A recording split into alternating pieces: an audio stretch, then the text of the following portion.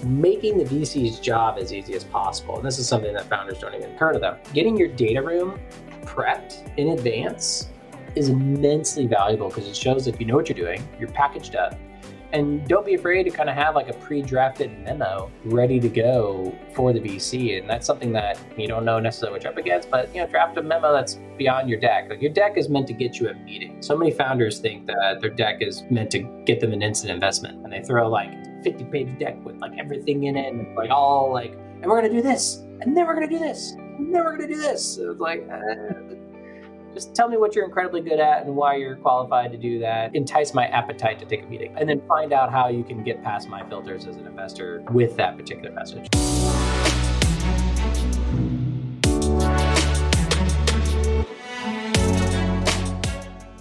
Welcome to Entrepreneur's Handbook Podcast, where we share inspiring startup stories with practical takeaways for you, the listener. If you're watching this on YouTube, make sure you hit that subscribe button. And if you're listening on Apple or Spotify, make sure to give us a 5-star review. Today we have with us Jason Kirby, who's a managing director and founding partner of Thunder.vc. For his own startups in the past, he raised over 40 million. How are you doing today, Jason? Doing great. Great to be on the podcast. So you've got a really interesting journey that starts off from the basics of trying to get your first round in, do your first company, all the way to now where you're helping other people all across the world to do the same thing you're trying to do. But if we rewind all the way back to the beginning, what made you even want to become an entrepreneur? Like, what made you go down this journey? For me, it started off in college. I was trying to figure out what I'm going to do with my life. Am I going to go into finance and banking like my dad? And it sounded pretty boring. And I took my first finance class, and I was like, I don't know if this is for me.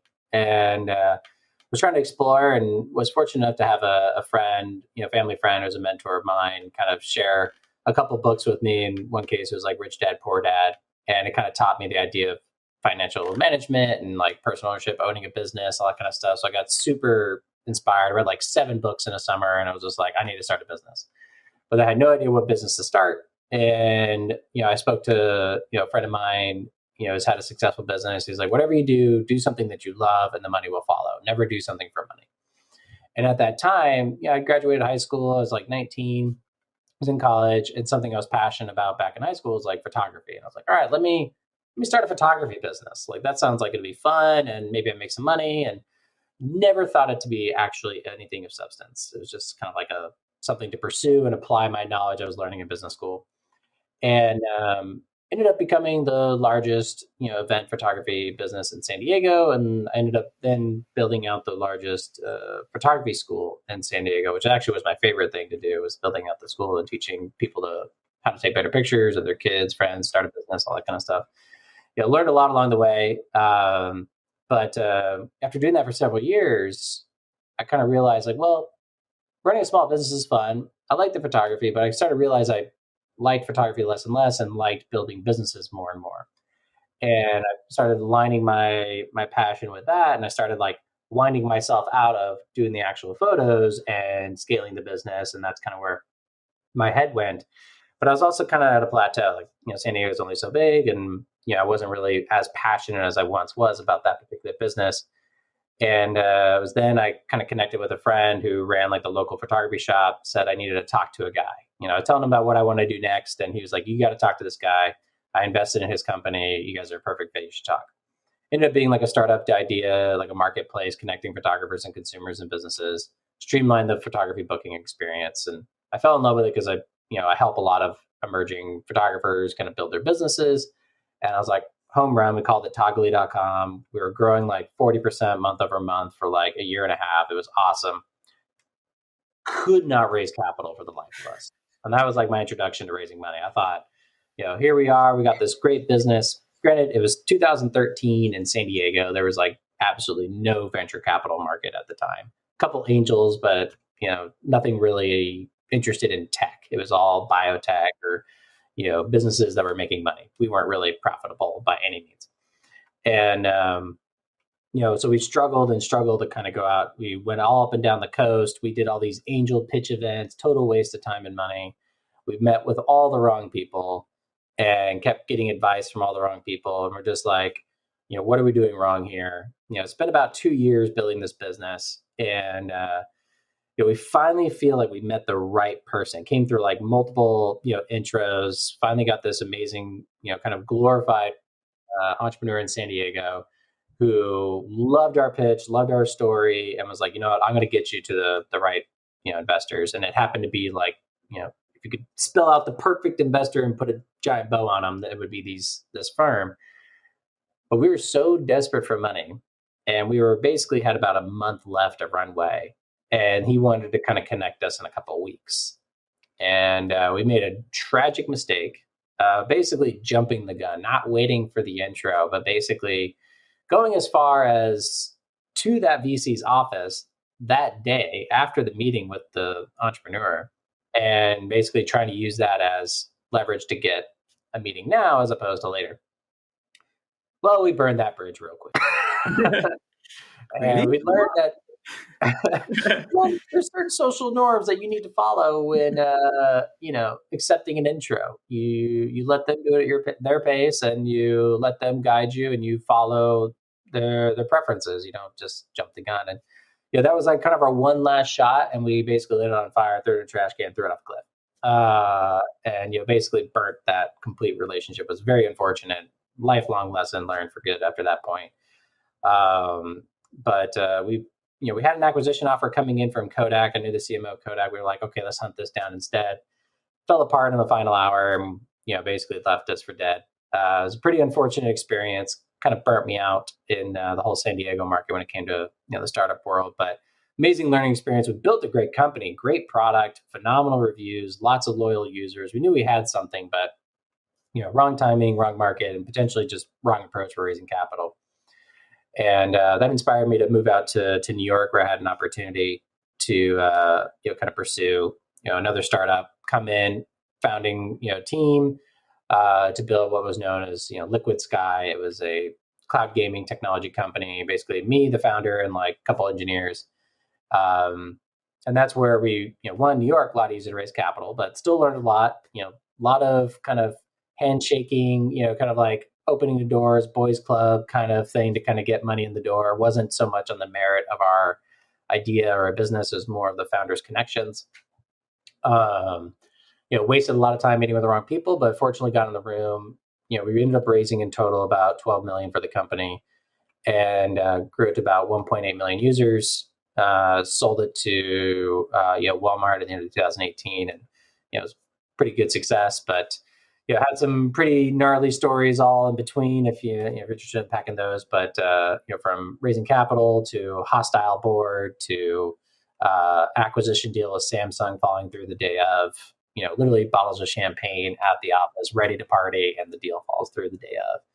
This is unbelievable. Tell us a bit about the hostile board situation there. What was that about? Yeah, so basically we built this company, brought on a board that was like billion or bust. It was like basically unicorn or bust was kind of their mindset. They wanted to go big or go home. We had the technology, we had the market opportunity, so we were really adamant about doing that. But capital markets, the funding markets just weren't really excited about funding our model, especially because we were just lighting money on fire. Like our burn, the unit economics did not make sense until we had absurd scale. And it was a huge gamble that the unit economics would get to that point. It was a very addictive business. Great. Everything was great about it. Technology was great. It was just unit economics were pretty dangerous. And and I knew personally, like, we can go out and chase money all day long, but with those unit economics being a red flag, that's we need 300 million, 500 million to like bring this to profitability, and that's a big cash to amount to raise for where we're at in our traction. And so that's when we started looking at other options. But our board was pretty much like boom or bust kind of mindset, extremely aggressive in the board meetings. Not necessarily connecting us to the investors that would write us those checks, but lots of meetings that just kind of became very critical of the success that we were having, and kind of playing more of a point the finger. Why aren't we a billion? Why aren't we worth $1 billion yet? Kind of thing. And there's still a lot of things we're figuring out in terms of scaling the tech and stuff. So we weren't really ready for that, and we had a board that was pushing it way too early, and made for some difficult decisions, difficult process. So when we got the acquisition offer from Samsung, we're like, awesome. let's make this happen. But our chairman was pretty like, this isn't enough. Like this, we're selling out early. We should get more. We all disagree. We're like, this is a great offer. And then they have an arsenal of cash to like make all our dreams come true, to like build this up. This is what we need. In the final hours before closing, we had about 3 weeks to close. Our chairman basically decided that it wasn't enough and that he pushed back on the price, even though we've already been through like 4 months of diligence on the deal. And that stalled us a couple weeks. Well, if you recall, Samsung went through a regime change, back in 2017. And, president, the CEO went to jail, a new CEO came in. Well, that new CEO got signature authority the day of when we were supposed to close. And he decided that every deal on the table was dead, So didn't matter that it was us, what we've been through, anything. We weren't even like a thought in his mind. It was just all deals dead and now to be revisited.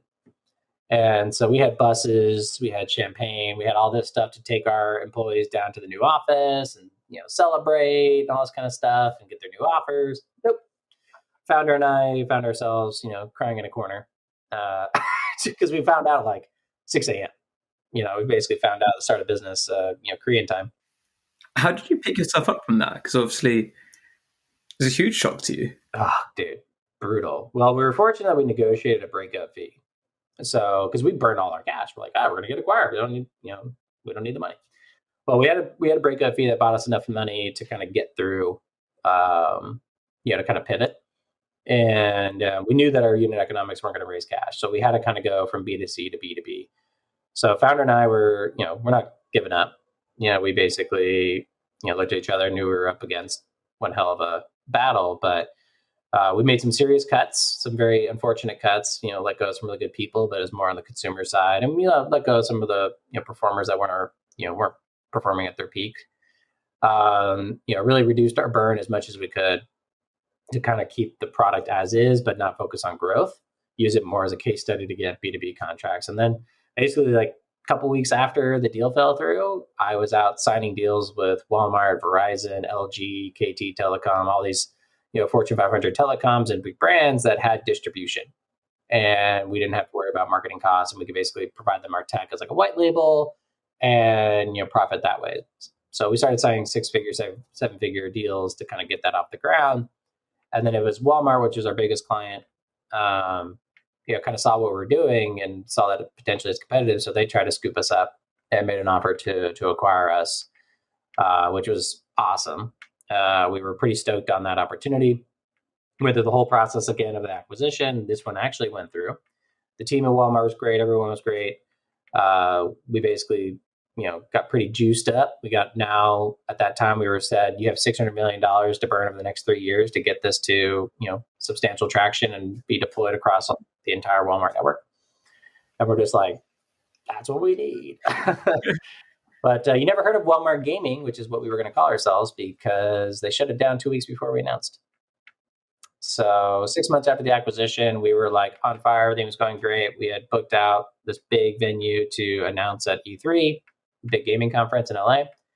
And they just, changed their mind, reallocated the budget to compete with Amazon on next day delivery as opposed to entertainment. Well, there we go. We're put up on the roof, as I say in the show, Silicon Valley, basically just kind of cast aside. So it was, pretty depressing, but they treated us very well. It wasn't like all get like cast aside and thrown away, but Walmart treated everyone with respect and ended up being a good outcome. It just wasn't what we wanted from a product standpoint, but it was a wild ride for sure. With that, because I guess you've been working on that for so long, how easy was it for you to detach yourself from that product? Because for so long, I guess your head had just been, how do we make this product successful? How do we do this? And then now you essentially know that product's just never going to happen. The real answer was, drinking heavily with my friends. Probably not the best answer, but that's, where it first started. Not like anything, just like venting with my friends, going out. And it was a little bit relaxing because the pressure was off, because now it's like, well, what now? I was able to distance myself from it pretty quickly, just knowing that I had other opportunities on the table and that I wanted a new distraction. But it was, the first month was like a kick in the stomach, like every day, just pretty depressing. and also knowing information that the team didn't know. Like I knew the real reason. I knew for a fact it was 100% dead, but that was not the message corporate wanted to send out. They wanted to kind of believe that there was potential. And so we had to kind of fake this potential outcome like, oh, yeah, no, everything's going to be okay. Keep working. And knowing for a fact it was dead was that was difficult. But I picked I had some really good friends, well-connected friends. They introduced me to a new startup and basically went over there and, pretty quickly. And, it was kind of a similar, esports space because bringing esports into schools across the country is like a scholastic curriculum, extracurricular activity. It took them from, 7 people, working on this business for about 7 years, kind of struggling to keep it going, maybe 100, 200 grand in revenue. Went there for about a year and a half, 2 years, and took them from, that point to about $1.5 million a quarter in revenue and about 65 people and raised a $11 million Series A. So, that was a lot of fun. That was a, pretty great business there, but I was commuting back and forth to Kansas City from New York, not necessarily what my wife would prefer. And had some differences in terms of strategic advancement from there for the company and decided that, we both, best to part ways. So they've gone on, done well. They're a great Series B. I think they're looking now to Series C. So, all is well there. But, I kind of realized that the fundraising experience I had in all those companies was, extremely difficult. Just kind of packaging up the business to be fundable was a skill set that I became very good at because not only did it for those 2 companies, but I've done it for several other companies I consulted for, advised for, and realized that there needs to be technology to make this easier. And that's kind of what led me into what I built today, which is Thunder.vc. And you said as well before that you invested in a few startups with your own money as well. But was that before you started Thunder.vc, or was that once Thunder.vc had already started? Bit of both. So, after leaving Generation Esports, I was tapping into kind of like the venture ecosystem as an angel investor, getting access to deal flow. Because at first I was like, I want to invest in startups. And I was like, wait, where do I go? And so I was trying to figure out how to, find deal flow. And then once you find deal flow and you kind of get, you update your LinkedIn, you get on Angel, you get yourself exposed, then you just get inundated with an obscene amount of deal flow, multiple deals a day. And you're just like, how do I even sift through all this? And you have to use filters, so I basically took more seriously the opportunities that were referred to me by a friend or, a firm that I knew. But then I realized I was missing, maybe there's some cool stuff out there that I'm missing. So I still read all the cold emails and stuff. And I ended up investing in one cold email deal, a travel startup that ended up going out and raising a decent chunk of change and, is continuing to do so now. But I basically look for companies that I feel like could add value to, and whether it was helping them fundraise, helping them strategically, ops, operations, marketing. So that's from an angel's perspective. It's usually not just about writing a check for a big payday one day. It's about how they can get involved, how they can add value, how they can, influence the outcome of success as opposed to just take my money and leave type situations. That's how most angels, especially like operator angels that have a background in operating, typically make their investments. So that's something for founders to always keep in mind when looking for angels. But I made a couple investments about like 6 or 7, checks ranging from like 5 to 35,000. And I was like, okay, I'm having a good experience with this, learned a lot, and then learned there's a lot of gaps, from the investor perspective that I never knew as a founder, in terms of like, as a founder, you think you're awesome and everything you do is great and that everyone should throw money at you, but it's more about how you get in front of the right people and the right opportunities. And when I kind of flipped, the side of the investor, I realized, wow, there's a completely different experience of like, okay, well, how do I know what's good? Because everyone's telling me they're good. It's like, well, how do I actually like narrow it down and, be able to identify what's relevant to what I care about as an investor? And there's those pain points on either side. So founders chasing the wrong investors and, trying to get intros and all that kind of stuff and figure that process out, to the other side of, well, how do I get intros into good founders and how do I vet those founders and how do I get deal flow that I care about? those two problems on the side, on either side of the marketplace, is what led me to launch Thunder, to kind of solve that problem with technology. Yeah, because it's something which, so I've started doing, helping like venture capital firms like myself, and what I've realized is it's a similar kind of process. For example, the podcast, I need to vet people before they come on to understand, because everybody tells you that they're amazing, right? And it's every environment like this, and they've been told to do that. And it's difficult as well, especially I think sometimes when you can see people have tried really hard, right? People have been through some very difficult times when they're trying to raise capital. And I think in the earlier days, I kind of had that, you want to help them because you feel like they need the help. But at the same time, you've got to make that business decision and think they haven't really got a moat. They haven't got, and it's a difficult thing, I think, for many VCs or angel investors to deal with as well. You have to struggle with this, right? Because it's, especially when it comes through a cold email, and sometimes it's even worse if it comes through somebody who you know, and you don't think their business is going to be successful, but your friend likes them. And then it's like, well, am I then burning that bridge? And there's all this human complexity involved in it too, right? If you look cold and hard at the numbers or the deck, you can say, okay, this business isn't really going anywhere. But then if that person is now your wife's best friend or something like that, it's difficult to have that conversation. And this is where, for example, technology can help a bit, just in terms of removing some of that as well.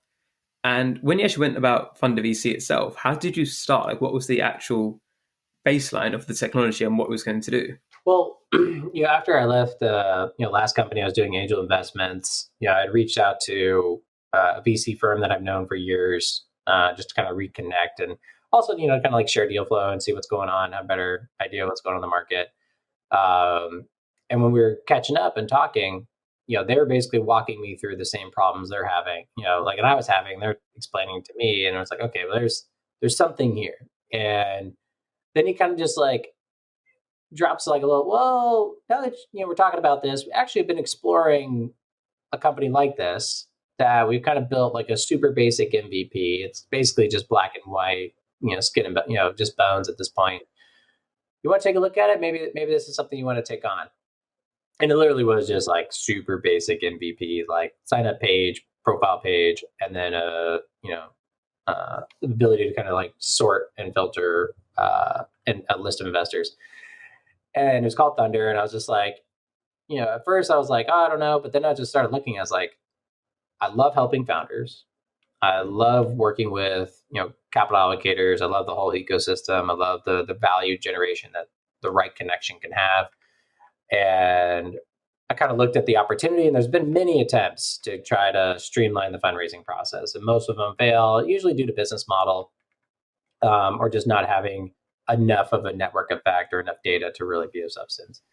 And so I kind of did a deep dive for about 3 months before I even touched product, to kind of make sure, is this really an opportunity that can scale, and are we coming at it with the right business? So fortunately, I had a lot of time on my hands, to kind of dive into it. But that was kind of the what came of it. Is I basically set the thesis that, if we can build a success-based model to launch, so that the network and the data and all that kind of stuff is free to participate and interact, but where we make money is leveraging the data and the AI that we created on top of it to identify which companies have a higher probability of success, and picking those as our clients and introducing them as a broker-dealer type relationship to, VCs.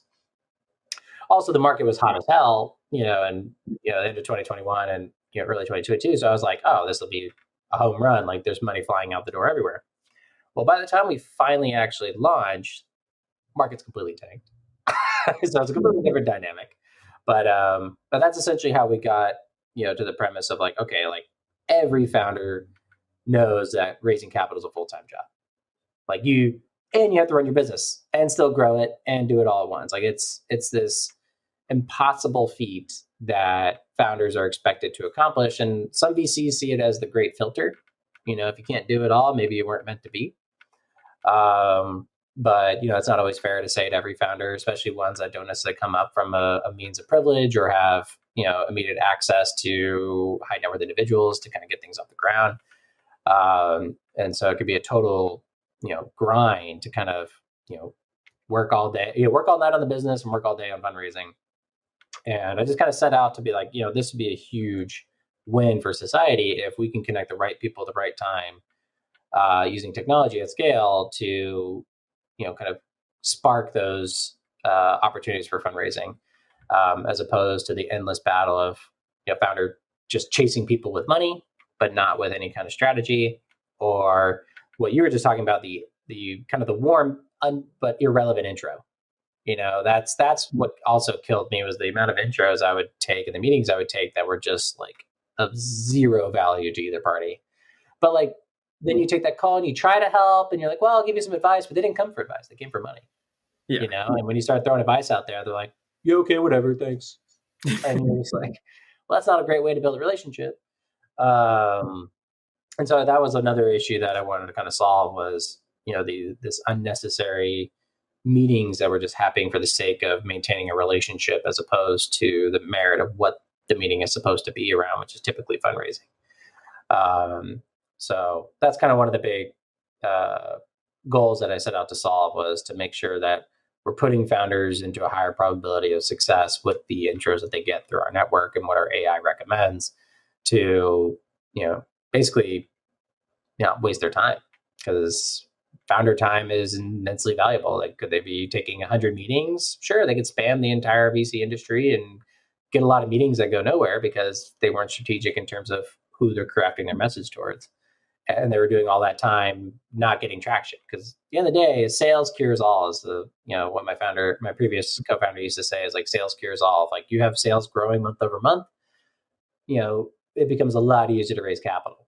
And so that's always the trade-off that, founders need to plan for, is, when it comes to managing your runway and your burn and timing your fundraise, like, if you have zero traction, like, or traction that's not attractive, it's lumpy, just the story becomes immensely more difficult, and you're going to be trying 10 times harder to raise capital.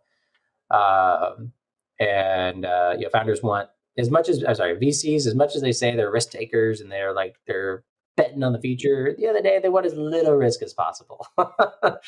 And as much as they'll say, we come in early, we come in the earliest, like, maybe institutional capital early-ish, but not necessarily like the earliest. So I think founders need to, it's a reality check that a lot of founders have to embrace. It's one of the interesting things I found as well, is just about how some VCs might market themselves versus what they actually are looking for. And as you said, there is a lot of communication out there about, we come in early, we're going to help you right at the beginning stages. And then when you put somebody to them, they say, oh, who's given them money so far? It's like, well, if you're saying that you're going to get people in straight away, but you're not going to even look at their pitch deck unless they've got Andreas and Horowitz, something like that, are also in the round, then you're not really helping the people at the start. And that's fine, right? But I think it's also interesting to try to work out. It's a hard thing for, say, founders, if they don't really know, because people are telling them, oh, we're going to look at your business at the beginning, but they don't actually want to do that. They want to take less risk. It's a difficult position for the founder to be into, but at the same time, for the VC, like you said, if you're getting all these irrelevant meetings, then you need to filter. And you're talking about the network effect there as well. And when you're launching something like this, obviously a difficult thing is, if there's nobody on there at the beginning, then there's no reason for anybody to sign up. So how did you get those people to sign up before there was anything proven, where they obviously have to give up a bit of time, where they don't know if it's actually going to be successful or become a larger network later on?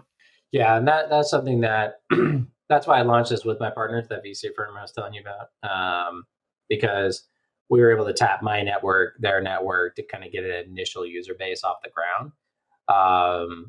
And that's why relationships are so important, to kind of be able to capitalize on those relationships when the timing and opportunity comes about. If I would have started this, if this would have been my first business without it would dead on arrival, for sure. Would not even have a shot. And many have had a similar experience. It's a noble effort to pursue, but if you can't get that network effect off the ground and solve the cold start problem, it's nearly impossible to have any kind of level of success.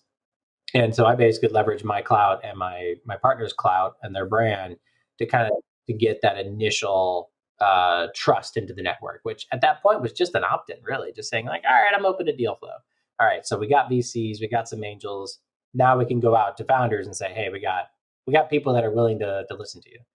And then, so we try to make it as public as possible. So, anyone can kind of come in and see, who was in there. And it was a lot of trial and error. It's like, okay, now we allow founders to, match with VCs. Matching was not algorithmic in any way, shape, or form. It was like filter based. It was super basic.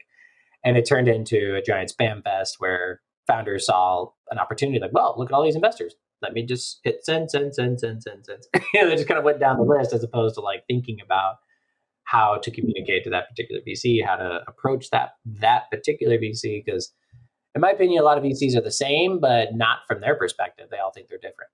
And you need to treat them as if that's the case. And that's how they want to build their relationships and whatnot. So we try to reposition the product from there. Once we kind of had that initial seedling of users, we kind of took back our lessons learned. We pivoted from that MVP to a much more robust product, brought on a chief data scientist as a co-founder to basically create an algorithm and an AI that aligns a founder with a VC based on their investment thesis and all the variables that go into play. And so that led to a much better outcome. And then we stopped allowing, at that time, founders to just create an account and spam. So we've created a lot of filters in the place to manage that. We've gone on to help, I think about 15, 20 companies go on and raise capital successfully from our kind of like white glove, assisted service. And now we're taking those lessons learned to open up the floodgates for founders to kind of access the VCs with more scalable model where they kind of pay a one-time fee to unlock all their investors and identify that, and they get a coaching session with us to identify how to leverage the platform, how to set themselves up for success. And we're setting up other partnerships to kind of like make sure they're packaged up, because as much as you need money now as a founder, which, going back to my mistake, many years ago, like you need money now. And so you try to jump the gun, you try to like take shortcuts. And the worst thing a founder could do is ruin their reputation. And so that's one of the things that we're trying to do as well, is like help make sure that they understand that that's a part of this game. That's a part of this fundraising game, is your reputation and managing that reputation and coming off like you're willing to learn, that you're coachable, but you're building something great and that you know what you're doing and that you've proven some elements to it. And making sure we coach founders or align them with partners to make sure they're set up for success in that fundraising process. Because it's something that I wish I had, in that first experience many years ago, my first company that just crashed and burned, and I poured my blood, heart, and soul into it because I was running my small business, 9 to 5, go have dinner with my wife from like 5 to 7, and then come back to the office with my partners from like 9 p.m. to 3 a.m., 3-4 days a week to try to get that startup off the ground. But like I said, it was, good experience, learned a lot, but man, that was a tough grind and all for nothing at the end of the day outside of the experience I got. Just because we didn't know the fundraising game and we didn't know who to go to that cared about what we were building, and that we were in the wrong market. That was the other thing. There's just, you were kind of mentioning this earlier with VCs. Like they say like, oh, we're interested in Web3. It's like, we're going to invest in Web3 technologies where it's the future, blah, blah, blah. Well, if you have noticed, Web3 is kind of like not so cool anymore. It's kind of taking a huge hit. So those same VCs who haven't updated their website, you send them a Web3 deal, and they're like, no, I'm only interested in AI. It's like, okay, you're trend based. The new fad, yeah. So like and that's something that we try to identify is like, are they trend stacking? Are they following trends? Or are they following a thesis that's specific to certain industries? And because that's a moving target, it's like something that's important to pay attention to as a founder. Of like, that's why the spray and pray thing never works, and cold email rarely works when it's not hyper focused. If you do mass email, your odds of success are like 0.01%. But when you find a targeted list of a hyper relevant group of investors that have experience in your network or whatever you're trying to build, and you actually get to know who they are, what their thesis is, and what they're doing, then you reach out to them either through a warm connection or a platform like ours or another means. Like, you're going to have far more impact and penetration. Like for us, if we reach out on behalf of a founder for like 30 investors, we can get them like 10 to 15 meetings, as opposed to spraying 1,000 investors and getting 5 meetings. You mentioned about the coaching sessions you do. What's some of the common advice you tend to give people, founders, that you think a lot of people don't understand that they should do when they're trying to get funding? A lot of it has to come with classifying themselves, like being able to understand what is the state of the market right now in venture capital and what labels can they put on themselves to get past the right filters to get in front of the right VCs. And so just really thinking strategically of, sure, you got to build a business and get customers and you got to have that whole strategy figured out. But now you got to do the exact same thing for fundraising. And you got to kind of have your target persona. You have to know what the market is dictating right now in terms of capital, inflows and outflows. And then you need to position yourself, to their thesis and communicate in the certain keywords to increase your likeliness of success. And then another thing is, making the VC's job as easy as possible. And this is something that founders don't even heard of them. Getting your data room prepped in advance is immensely valuable because it shows that you know what you're doing, you're packaged up, and don't be afraid to kind of have like a pre-drafted memo ready to go for the VC. And that's something that you don't know necessarily what you're up against, but draft a memo that's beyond your deck. Like your deck is meant to get you a meeting. So many founders think that their deck is meant to get them an instant investment, and they throw like a 50-page deck with like everything in it, and it's like all like, and we're going to do this, and then we're going to do this, and then we're going to do this. So it's like, just tell me what you're incredibly good at and why you're qualified to do that. Entice my appetite to take a meeting, and then find out how you can get past my filters as an investor with that particular message. And I find those to be very eye-opening points of feedback for a lot of founders, because for those that are inexperienced in raising capital, they read a bunch of blogs online of, this guy raised $100 million. Your competitor just raised way more than you. And you think, every founder thinks their product's better than the competitors and stuff like that. So they always compare. Never compare. Comparing is, at a later stage, like Series A, Series B, where comps matter. Like comparing is okay, but like pre-seed, seed, just build a great product that gets some traction and, is in a good market and hot market and find the right investors. Yeah, so there's kind of common tips that I'm constantly bringing up with founders that they seem to kind of be caught off guard with the most, like things that they haven't heard from other people. Like, what's exciting you most about the future for Thunder.vc? Because obviously there's a lot more to come as well. I think the future for us is more AI driven, kind of like machine learning growth from the network effect. So getting more founders in the network, getting more investors in the network, getting more engagement and more, because we just launched a bunch of features where it's like one click to respond from email for investors. Again, make life easy for investors. They're already doing a million things. How can you make it insanely easy where it's just all the information they need is in one screen and one click to take an action? Like that's gonna be far more compelling to a VC than like click this DocuSend, then fill out your email, and then go back to your email to reply to, it's like, how can you make this as easy as possible for investors? And that's something we're always improving, the accuracy of our scores and how we score matches amongst the network, with more of the machine learning elements and being able to help founders know if they're set up for success or not. And that's something we haven't released yet. We have the data, but we don't release it to founders yet. We're kind of debating how do we do it because it's very sensitive.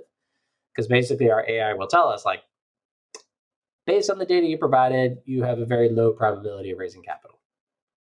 And you're welcome to come back and improve your business and make changes to your profile and see if that changes things. But I've kind of done that just off the cusp with certain founders, informing them that, and obviously they never take it well.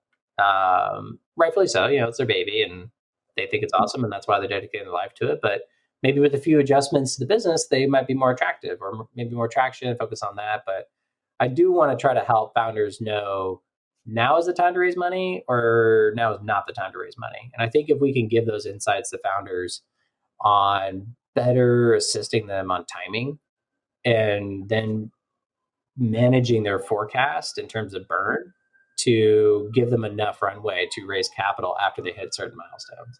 And that's what we want to assist founders on, is avoiding that sense of false hope of like, oh, we're ready to raise, and then they spend all this time raising money and only to spin their wheels. Like I think it was almost a year in that first company chasing investors, and we spent more time chasing investors than we did building the business. And it was just, that was the wrong allocation of time.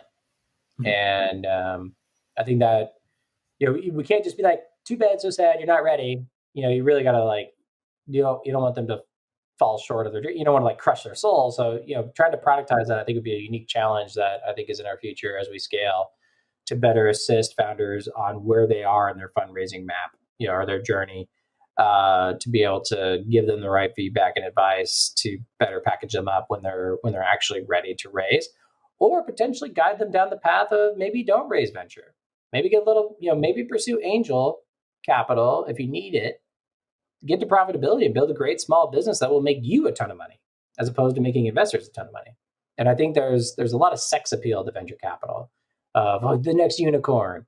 But there's a lot more small businesses printing money, millions of dollars a year, making founders incredibly wealthy than there are unicorns. And I think that's something that shouldn't be overlooked. And, founders should kind of consider that as an alternative of just building a great business that makes money. And I think that would be a unique value add too to the ecosystem of just being like, it sounds like you have a great small business, but your opportunity is just not going to be there to be venture scale. So don't waste your time chasing VCs. You're gonna lose opportunity to build a great business. So how can that's kind of where we see our technology and our platform going, is how can we assist founders in that fundraising journey. So really enjoyed the conversation today. If people want to find out more about you, find out more about Thunder.vc, where should they go to? You can just go to Thunder.vc. You can find me at Twitter, Jason Kirby, just at Jason Kirby. Or if you have any specific questions around what we do at Thunder, or if you should join the network or whatnot, you can reach me at jason@thunder.vc.